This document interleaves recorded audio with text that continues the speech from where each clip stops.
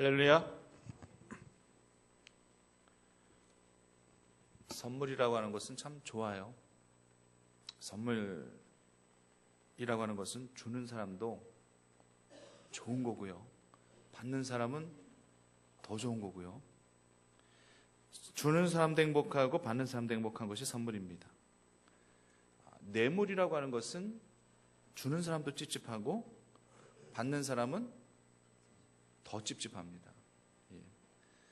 지금 받으면 좋긴 좋을 것 같은데 나중에 또 어떻게 될지 모르기 때문에 문제가 될 수가 있기 때문에 조금 그런 부분이 있겠죠. 하지만 선물은 그런 거 아닙니다. 거기에는 어떤 사사로운 어떤 욕심이나 요구 같은 것은 없습니다. 그냥 내게 베풀어주는 그 은혜, 그게 또 감사하고 또 보답하고 싶은 그런 마음에 선물을 주게 되는 것이고, 또 그러면 받는 사람도 또 항송해하면서도 감사하면서 또 그 감사를 또 그렇게 받게 되는 거죠. 또 설령 이런 사연이 없단다 할지라도 그냥 살아가는 마음에 선물도 또 줄 수 있을 거예요. 그럴 때면 선물을 받는 사람은 또 이걸 받아도 되나? 라는 그런 생각을 또 하기도 하죠. 가끔 TV를 보니까 연인끼리 이런 행동을 하더라고요. 우리 희상이가 예전에 여자친구 만났을 때 이런 행동을 했었는지 모르겠는데 무슨 특별한 날 같아요. 특별한 날 같은데 여자는 특별한 날이기 때문에 남자에게 선물 받을 걸 기대하거든요. 근데 이 남자가 그냥 그 특별한 날을 잊고 있었어요. 여자들은 사사로운 것까지도 다 계산하잖아요. 만난 지 100일, 심지어 만난 지 150일. 이런 거를 남자들이 어떻게 기억하겠어요? 근데 또 그걸 또 기억하고 또 뭔가 선물을 또 기대하기도 하더라는 얘기죠. 근데 남자가 그날이 어떤 날인지 몰라가지고 특별한 날을 잊어버려, 잊고 말았어요. 그래서 이제 어쩔 수 없이 뭘 주기는 줘야 되겠는데 내가 준비한 것은 없고, 그래서 얼굴에 하트 모양을 딱 만들어서 짠! 내가 선물, 희상 이런 적 있어? 예. 다 놓고 말씀드리지만 이때 좋아하는 여자는 100이면 100, 한 사람도 없어요. 감동스러워 눈물 흘릴 여자 있을까요? 절대 없어요. 이게 이벤트냐고 지금 장난하냐고 핀잔을 얻어먹고 또 엄청 또 실망함을 또 표현하게 될 것입니다. 그런데 알고 보면은요, 정말 알고 보면은 정말 사람만큼 소중하고 감동스러운 선물이 어디 있겠습니까?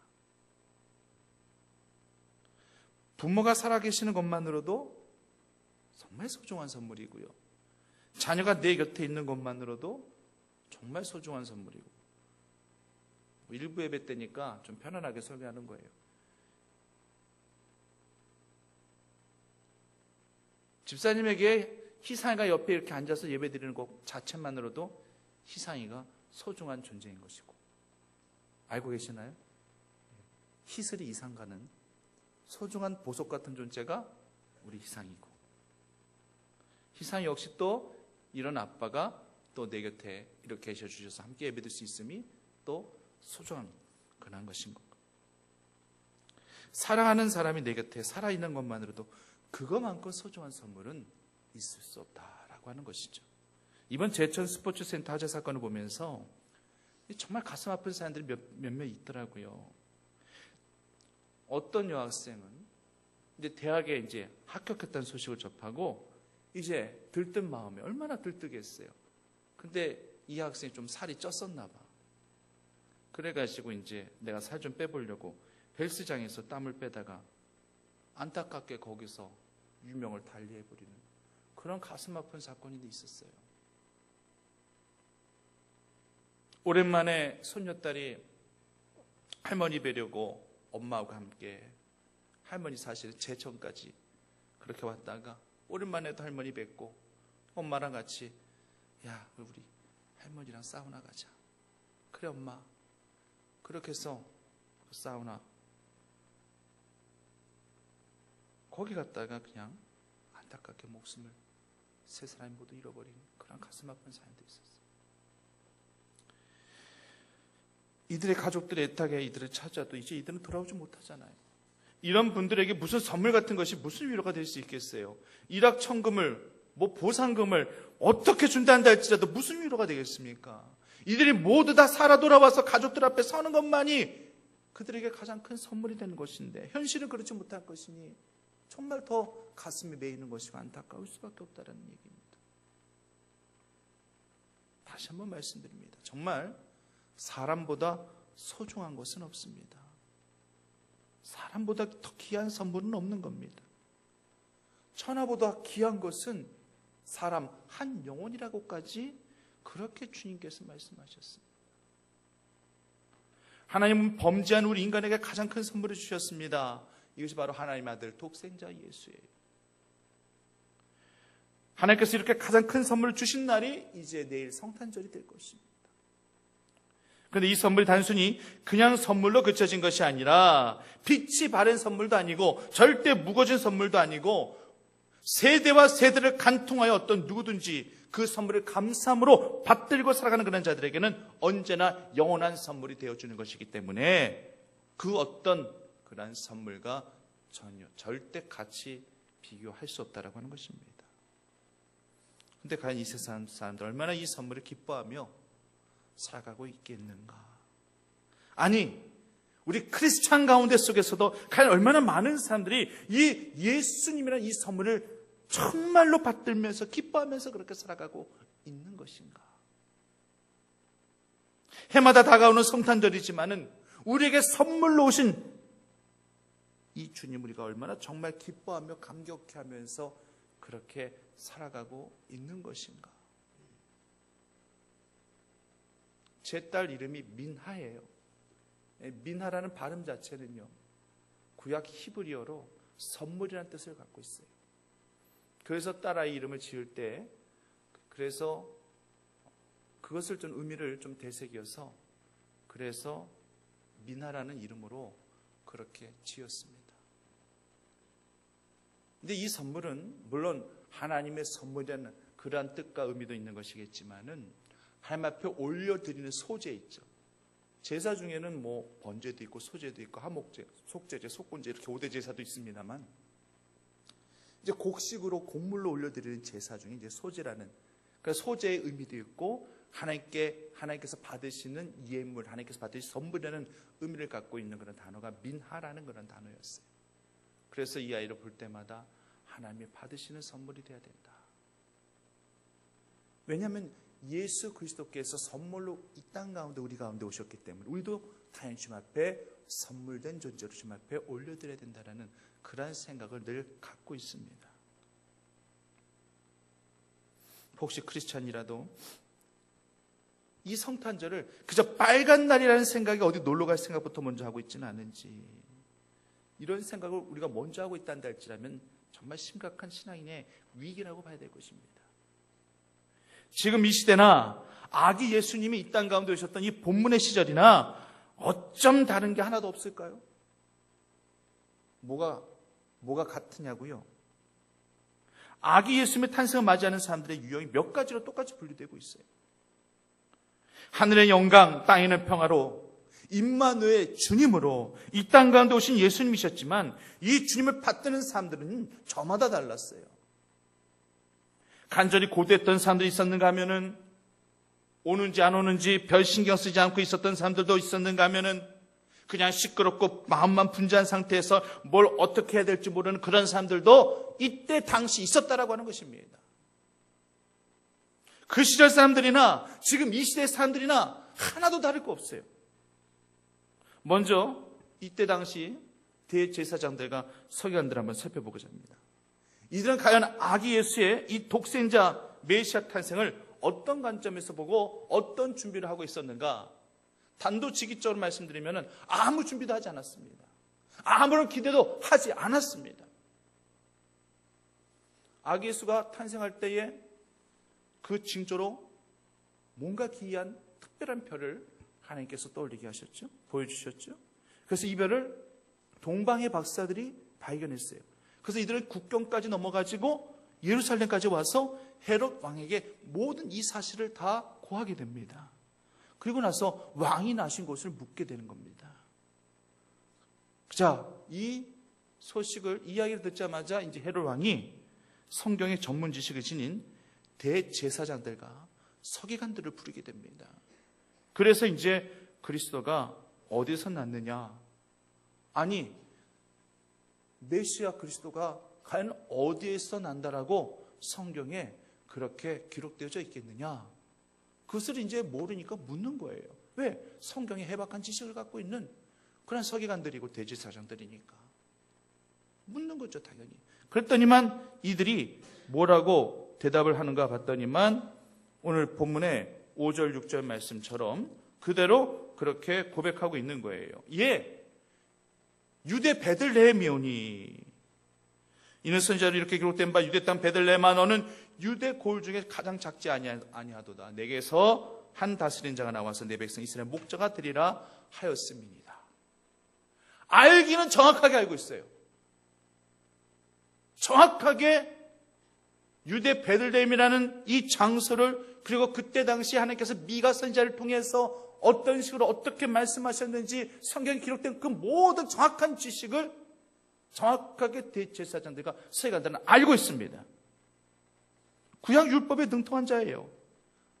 그 하나님의 구약 말씀 해박한 지식을 가진 율법 해석자예요. 율법 교사들이니 당연히 이것을 정확하게 알 수 있는 겁니다. 그래서 서기관을 가리켜 율법사라고도 부르는 거예요. 랍비라고도 칭하는 겁니다.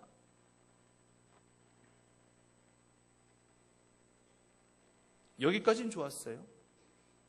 여기까지는 자신의 본분 제대로 감당한 겁니다. 예언되어진 성경의 지식은 그대로 헤롯 왕에게 전해준 거예요. 근데 그 다음 어떠한가요? 동방의 박사들이 메시아의 탄생을 고대하며 유대 땅까지 왔다는 그 사실을 왕을 통해서 분명히 들었을 거 아닙니까? 그러니까 이런 사연이, 이런 히스토리가 있는 거죠. 근데 헤롯 왕이시여, 근데 왜 이것을 우리에게 물으십니까? 왜 메시아가 그리스도가 어디에 태어날지를 왜 저희들을 불러서 물으시는 겁니까? 그러면은 얘기했겠죠. 아니, 저 동방의 박사들이 아니 메시아 탄생을 보고 별을 따서 여기까지 왔다고 하니까 그래서 내가 당신들을 불러가지고 내가 과연 그리스도가 어디에서 나는 것이냐 이렇게 묻는 거라고 얘기해 줬을 거 아닙니까? 그러면은 이 서기관들과 대제사장들은 어떻게 반응을 했어야 되는 걸까요? 어떻게 해야 되는 거예요? 당연히 동방에서 찾아온 박사들과 함께 베들레헴으로 당장 갔어야 되는 것이 맞는 거 아닐까요? 그게 맞는 거예요. 당연히 그래야죠. 궁금해서라도 가봐야 됩니다. 동방의 박사들이 먼저 가는 게 중요한 것이 아니라 유대 베들레헴 그곳에 아기 예수 탄생한다고, 메시아 탄생한다고 성경이 이렇게 기록되어 있으니 동방의 박사들이요, 나를 따르시오. 빨리 가봅시다. 빨리 가서 메시아의 탄생을 우리가 영접하고 그분께 경배하십시다. 누가 빨리 서둘러야 되는 거예요? 누가 빨리 서둘러야 되죠? 말씀 드렸는데 지금 제가 어떻게 지금 누구 얘기하는 거예요 지금? 대제사장들과 서기관들이 먼저 서둘러야 되는 거예요. 팔로미, 내가 알아. 거기 아니까 유대 베들레헴으로 일단 가십시다. 별을 보고 따라가긴 따라가되 성경이 이렇게 기록됐으니까 글로 가십시다.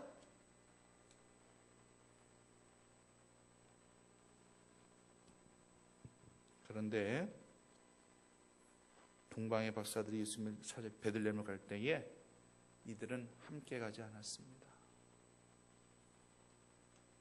머리로 알기만 했지 행동으로 실천하지 않았어요. 이것은 뭘 의미하는 것일까요? 제사장들과 서기관들은 메시아의 탄생을 전혀 고대하지 않았다는 얘기예요. 기대감조차 없었다는 얘기예요. 간절히 고대하는 마음이 있었다면 만사 제쳐놓고 베들레헴으로 뛰쳐갔어야죠. 벗은 발로라도 그렇게 뛰쳐갔어야죠. 지금 우선순위는 다른 거 없어요. 베들레헴으로 가는 겁니다. 성경에서 예언되어진 메시아의 탄생 사건이 지금 이 땅 가운데 실현될 수 있다는 이때 그냥 이들이 가만히 있었다? 이거는요, 아니에요. 동방의 박사들도 저 먼 곳에서부터 황금과 유황과 모략까지 그렇게 준비해서 먼 길까지 차서 여기까지 왔는데 그들은 메시아를 만날 수 있다라는 그 기대감으로 피곤함도 몰랐을 텐데 그들은 그저 천체를 관찰하는 천체 천문학자들이었을 뿐인데 그럼에도 불구하고 이들은 그렇게 애타는 마음으로 유대 땅까지 여기까지 찾아왔건만 그런데 하물며 제사장들이나 서기관들이라면 모든 걸 올스톱 시키고 그별 먼저 주도적으로 따라가야죠. 근데 그들은 안 가는 거예요. 그래서 예수님께서 나중에 이들을 가리켜서 뭐라고 얘기합니까? 해칠한 무덤 같은 자들아, 이 외식하는 자들아, 이 독사의 새끼들아라고까지 그렇게 예수님께서 말씀하셨던 거예요. 성탄절을 맞아서 축하 카드와 선물을 주고받고 함께 기쁨 나누는 거 좋은 일이에요. 크리스마스 트리를 아름답게 장식하는 것도 참 좋은 일이에요. 잘하는 일이에요. 이런 것이 없다면 어찌 성탄절 분위기가 나겠습니까? 시내 같은 데 나가도 그래도 뭔가 성탄절 캐롤이 꼭 들려지면은 뭔가 성탄의 분위기도 나고 하는 거예요. 하지만 이런 것들로 만족한다면 우리들이 지키는 성탄절은요, 예수님 당시 이때 당시 서기관들의 이 외식적인 행위가 뭐가 다르겠습니까? 하나도 다를 바가 없는 거예요. 베들레헴이 작은 마을일 것 같아가지고 이들이 과연 안 나선 것일까요? 그러면 어쩔 수 없어요. 이미 성경에는 예언이 베들레헴이라고, 베들레헴에서 나신다라고 분명히 말씀하셨어요. 성경이 이렇게 기록되어져 있음에도 불구하고 그저 베들레헴을 정말 작은 소도시로, 정말 보잘것없는 그런 도시로 보고 그것으로 가지 않았단다 할지라면 정말 이들은 자격 없는 자들이죠. 성경의 예언이 응하여진 모이로 감격스러워하면서 그 누구보다도 베들레헴을 향해 갔어야 할 이들이었습니다. 베들레헴은 그래요. 작은 마을입니다. 예수님이 이처럼 작은 베들레헴에 오셨듯이 오늘도 우리 스스로 작게 여기는 우리들의 그 마음에 우리 주님께서 오시기를 원하시고 거기에 머무르시기를 분명히 원하고 계십니다. 그러므로 이 시대 우리가 예수님을 만나려면 우리는 언제든지 작은 자의 마음으로 낮은 자의 모습으로 주님 앞에 설 수 있어야 할 것입니다. 성지 순례를 다녀오신 분들의 말씀을 들은 적이 있습니다만 정말 저도 언젠가는 한번 가봐야 될 텐데요. 예수님이 태어나신 그러한 이 베들레헴에 조그만 기념 교회당이 있답니다. 예수님께서 탄생한 자리가 마구간이라고 그런지 성전 안으로 들어가는 그런 출입문도 굉장히 낮고 그렇게 작더라는 얘기예요. 그래서 이제 고개를 이렇게 숙이면서 그렇게 들어가시지 않으면 들어갈 수가 없답니다. 그래서 그 문의 팻말에 겸손의 문이라고 그렇게 써 있답니다. 들어가는 문 입구도 작고 밑으로 내려가는 층계도 허름하고 침침하고 좀 답답하고 그렇대요. 계속 그렇게 내려가다 보면은 예수님이 태어난 마구간이 있고 어둡기 때문에 그 주변에 이렇게 또 촛불들이 그렇게 켜져 있더랍니다. 참 어떻게 보면은 참 이거 보려고 여기까지 왔는가? 이거 보려고 내가 그렇게 허리까지 숙여가면서 이렇게 어둡고 침침한 데를 이렇게 좀 탁탁하고 공기도 안 좋은 이곳까지 내가 왔는가? 이런 생각을 하겠습니다만은 그러나 지금까지도 이곳을 방문하기 위해서 세계 방방곡곡의 크리스찬들이 오게 되더라는 얘기죠. 성지 순례를 하게 되어질 때에 이곳을 찾아보지 않는다는 것이 이것이 말이 되겠습니까? 사랑하는 성도님들, 머리로만 알고 이해하고 있는 것만으로는 그것이 믿음이라고 결코 말할 수가 없습니다. 주님은 우리에게 분명하게 물으실 거예요. 얼마나 알고 있었느냐? 이것을 물으시는 것이 아니라 얼마나 믿고 실천하였느냐? 이것을 우리에게 묻고 계실 것입니다. 백문이 불여일견이라고 하죠. 100번 듣는 것보다 한 번 보는 게 낫다라는 말입니다. 지식으로 알고 사람들에 의해서 많이 들으면 뭐 하겠습니까? 내가 지식으로 알고 있는 것을 확인하는 것이 더 중요한 겁니다. 취업하고 있는 것이 더 중요한 것입니다. 언제든지 주님이 계시는 곳이라면은, 주님이 부르시는 곳이라면은 기대감과 설렘을 가지시고 주님께로 나를 부르시는 곳으로 달려나가실 수 있는 주의 성도들이 꼭 되시기만을 간절히 바랍니다. 다음은요, 예루살렘과 베들레헴 사람들의 모습을 한번 살펴보겠습니다. 동방 박사들로부터 이제 이 메시아가 탄생하셨다는 소식을 들었을 때 예루살렘 사람들은 과연 어떤 반응을 보였는가? 오늘 본문의 3절 말씀에 기록하기를 온 예루살렘이 듣고 소동한지라라고 그렇게 언급하고 있습니다. 소동이라고 하는 것은 좋은 의미예요? 별로 좋지 않은 의미예요? 별로 좋지 않은 거예요. 그냥 시끄럽고 분주하고 정신사납고 어지럽고 그런 것들을 가리켜서 우리가 소동이다. 왜 이렇게 시끄럽게 왜 소동하고 그래? 이런 식으로 우리가 표현을 하지 않습니까? 소동에 따라가는 것은 불안해하고 당황하면서 그냥 혼미하고 혼잡스럽다는 얘기예요. 그리스도를 맞이할 준비가 되어 있지 못한 상태에서 갑자기 이제 이 땅 가운데 메시아가 태어나시게 되었다는 소식을 듣게 되었을 때에 이들은 자연스럽게 시끄럽고 분주할 수밖에 없는 거예요. 만약 그 메시아 탄생을 정말로 그렇게 정결한 모습으로 준비하고 있었던 그런 영혼들이었다는 할지라면은 소동할 이유가 뭐가 있겠어요? 그렇게 시끄럽게 분주하게 정신사납게 일을 이어가 이거 뭐가 있겠습니까? 성도님들, 성탄절은 기쁨 가운데 우리가 보내야 되는 거 맞습니다. 하지만 예수님의 탄생 사건의 이모를 생각한다는 할지라면은 우리는 또 정말 이 성탄절을 거룩하고 경건한 마음으로 이 성탄절을 보내야만 됩니다. 아기 예수의 탄생 소식을 인하여서 예수님도 죽을 뻔한 위기에 놓여졌었어요. 12절 말씀처럼 하나님이 동방의 박사들의 꿈에 나타나지 않았다면 동방 박사들은 헤롯에게 가 아기 예수가 어디에 태어났는지 다 고했을 것이죠. 그렇다면 아기 예수는 발각되어질 수도 있었을 것입니다. 하나님이 꿈에 천사를 통해서 요셉과 마리아에게 나타나지 아니하셨단다 할지라면은 나사렛으로 급히 갈 수도 없었을 거예요. 그러면은 그때 아기 예수의 생명도 어떻게 되는지 장담할 수 없는 거예요. 또 안타까운 그런 사건 하나는 뭐냐면 16절 말씀에 보면은요, 너무나도 가슴 아프게 베들레헴과 그 경내에 있는 2살 이하 사나이들은 모두 죽임을 당하는 사건이 나옵니다. 너무 가슴 아픈 사건이잖아요. 모세가 태어났었을 때에도 그런 일들이 벌어졌는데, 근데 지금 예수님이 탄생하셨을 그때에도 베들레헴과 그 경내에 있는 2살 이하 사나이들은 모두 죽임을 당합니다. 이런 스토리까지 우리가 알고 있다는 할지라면은 사실 우리가 아기 예수가 죽지 않고 살았다는 것만으로 그냥 기뻐한다는 것도 너무나도 죄송하고 항소하다는 생각밖에 들지 않아요. 그리고 우리는 이 기쁜 성탄절을 보내면서도 우리는 경건과 거룩함으로 이 성탄절을 보낼 수 있어야 됩니다. 이 말은 주 안에서 성탄의 의미를 되새기면서 이 주님 안에서 교회 안에서 예배드리며 기뻐하며 감사하면서 그렇게 성탄절을 보낼 수 있어야 한다는 그런 이야기입니다. 언제부터인가 성탄절은 불신자의 날이 된 것 같습니다.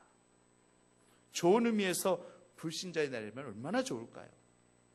아기 예수가 탄생하신 성탄절을 맞이하여 그들이 자신들의 죄를 깨닫고 죄를 회개하고 아기 예수를 메시아로 인정하고 결단하는 그런 날이란다 할지라면 정말 말 그대로 성탄절은 불신자의 날이 되는 거예요. 이런 날은 한다 할지라면 매일매일 그냥 성탄절을 했으면 너무 좋겠어요. 그런데 제가 말씀드린 왜 성탄절을 불신자의 날이라고 하느냐?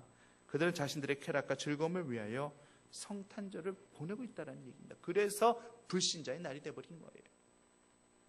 그들은 그 어떤 성경적인 의미를 찾으려지도 아니고 오직 의미 없이 떠들고 시끄럽고 그렇게 소동 버리듯 그렇게 살아가고 있다는 얘기예요. 어디 디스코텍에는요, 이런 전단지, 이런 포스터도 붙어 있답니다. 성탄절 기념 특별 50% 할인. 자기네들 춤추는 거하고 예수님의 탄생이라고 왜 접목시킨답니까? 세상은 이렇다는 얘기예요. 조용하고 미천한 마국간에 조용히 찾아오신 예수님이신데 왜 이토록 세상은 이렇게 소동하며 시끄럽게 자신들의 쾌락과 유익을 추구하면서 그렇게 살아가고 있는 것일까요? 우리는요, 동방 박사들처럼 성탄절을 지켜야 할 줄 믿습니다.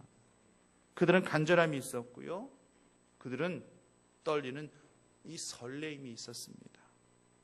우리 신앙인들에게도요, 이 주님을 향한 두 가지 마음이 있어야 되는데, 이것이 바로 간절함 그리고 설레임이에요. 이 두 가지 마음을, 두 가지 감정을 절대 우리가 잊어서는 안 됩니다. 주님을 향해 우리는 간절히 바라며 간구하며 매달려야 됩니다. 예레미야 29장 12절 13절 말씀, 자막으로 준비되셨으면 함께 자막을 통해서 함께 읽어보도록 하겠습니다. 예레미야 29장 12절 13절 준비 안 됐나요? 함께 읽겠습니다. 시작.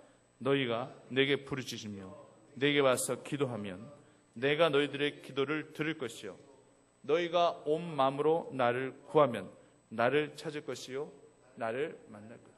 아멘. 정말 동방의 박사들은요, 이런 간절함을 가지고 먼 길을 떠나 유대 베들레헴까지 온 겁니다. 간절함이 없었단다 할지라면 어찌 이게 가능한 일이었겠습니까? 신앙도요, 이런 간절함을 가지고 하나님을 구하고 바라면 하나님이 만나주시고 문제 해결을 해 주실 줄 믿습니다. 그러면 그 다음에 어떤 마음이 드는 줄 아십니까? 간절히 하나님 앞에 기도했더니만 하나님께서 들어주시면은요, 그때부터는 어떤 마음이 생기면 이제 기대감이 생겨요. 기대감. 저는 이 기대감을 설렘으로 바꾸어서 말씀드립니다. 설렘이 생깁니다. 어떤 설렘? 아, 하나님께서 이번에는 나의 어떤 기도를 들어주실까? 이런 설렘. 그런 설렘을 가지고 또 하나님 앞에 기도하기 시작하는 거예요. 간절함에서 시작된 그런 기도가 이제 설렘의 기도로 바뀌어지면 신앙생활도 기도생활도 참 맛을 알고 깨닫게 되어지는 거예요. 이런 간절함과 이런 설렘이 없는 기도생활, 신앙생활은요, 정말 힘들어요. 정말 힘들어요. 우리 충북교회 성도님들은 이런 간절함과 이런 설렘을 모두 가지시고 주님을 바라보시기를 간절히 소망합니다. 동방의 박사들도 지금 황금과 유황과 지금 모략을 가지고 지금 베들레헴까지 왔어요. 사실 별 하나를 보고 여기까지 국경을 넘어서 왔는데 황금과 유황과 모략을 급히 준비해서 갖고 온 것이었을까요? 생각해 보세요. 그건 불가능한 일이에요. 황금이나 유황과 모략 같은 것들은 매우 귀중한 것들이에요. 값 나가는 것들입니다. 이런 것들은 급히 준비해서 갖고 올 수 있는 것들이 아니에요. 이들이 이 모든 것들을 준비해 왔다고 하는 것은 이미 그들은 언제가 될지 모른다 할지라도 메시아가 탄생하여 되어질 때에 그것을 미리 예물로 드리기 위하여 미리 간절함으로 준비했다는 이야기예요. 예물은 미리 정성으로 준비해 드리는 것이 이것이 예물입니다. 우리가 가진 것을 하나님 앞에 봉헌할 때 그것은 예물이 되는 것입니다. 하지만 우리가 하나님 앞에 드려야 될 것을 미리 생각지 못하고 헌금 시간이네 하면서 그때 우주머리를 뒤지고 지갑을 뒤지고 해서 드리는 것이란다 할지라면은 이건 정말 하나님 앞에 너무나도 죄송스러운 마음을 우리가 가져야 됩니다. 내일이 성탄절이고 내일 또 성탄절 또 우리가 예물을 드려야 되겠지만 우리가 동방의 박사들처럼 메시아의 탄생을 미리 준비하여 황금이나 유황이나 모략 같은 그런 귀중한 것을 하나님 앞에 바치지 못한단다 할지라도 그래도 하나님이 예물로 받으셔야 될 우리의 물질이 결코 부끄럽지 않게 우리 주님 앞에 준비하여 드릴 수 있어야 됩니다. 오늘 예배 마치고 집에 돌아가시면 먼저 성탄원금 봉투에 우리의 이름을 쓰시고 부끄럽지 않을 주의 예물을 꼭 먼저 준비하시기를 간절히 바랍니다. 동방의 박사들은 황금과 유황과 모략을 준비해 먼 길을 오면서도 그들은 설레임을 갖고 있었어요. 그토록 바라던 메시아가 태어난 징조인데 어떻게 설레지 않을 수 있었겠어요? 설레지요. 아마 저는 말씀을 준비하면서 세 사람이 여기까지 오면서 아마 이런저런 이런 대화들을 나누면서 오지 않았을까 한번 머릿속으로 그려봤습니다. 한 동방 박사가 나는 지금 매우 흥분된다오. 내가 이 세상을 구원한 메시아를 만난다는 생각에 지금 내 손 좀 갖다 대보시오. 내 심장이 이렇게 쿵쾅쿵쾅 지금 뛰고 있어. 그저 다른 동방 박사가 그렇습니까?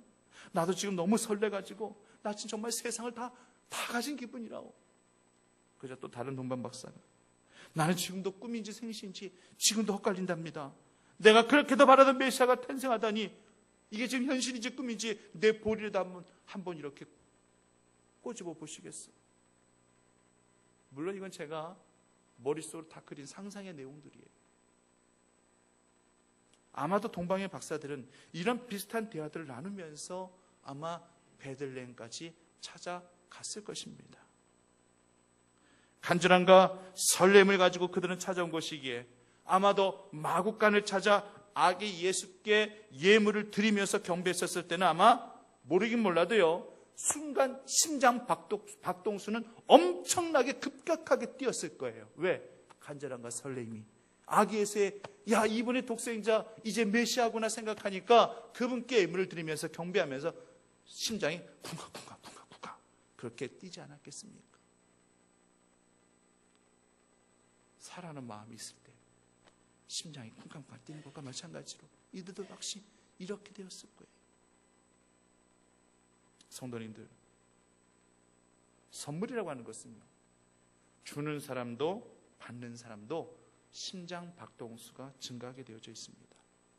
선물을 주는 사람은 간절함을 가지고 또 설레는 마음을 가지고 또 선물을 주게 되는 것이고요, 선물을 받는 사람도 설레는 마음으로 또 그 선물을 받고 그 사람의 진정성과 또 간절함을 또 확인하게 되는 것입니다. 예수님은요, 우리 인류 최대의 선물입니다. 아기 예수의 탄생을 단 하루 앞두고 있는 지금 이때 우리는 기쁜 마음으로, 한편으로는 거룩과 경건의 마음으로 동방의 박사들처럼 부끄럽지 않을 예물을 그렇게 준비하여 주님 전에 나와 성탄 예배를 또 주님을 맞이하시는 주의 자녀들이 꼭 되시기만을 간절히 바랍니다. 가장 행복한 선물 우리에게 주신 하나님을 영원토록 찬송하며 늘 그 안에서 평안과 기쁨과 감사를 발견하시면서 살아가시는 주의 성도들이 다 되시기만을 간절히 축원합니다. 살아역사하신 아버지 하나님, 주님 오신 이 감격과 기쁨 가지고 성탄절을 보내며 주님을 더 깊이 묵상하며 감사하며 살아가는 저희들 모두가 다 되어질 수 있도록 인도하여 주시옵소서. 예수님의 이름으로 기도드립니다.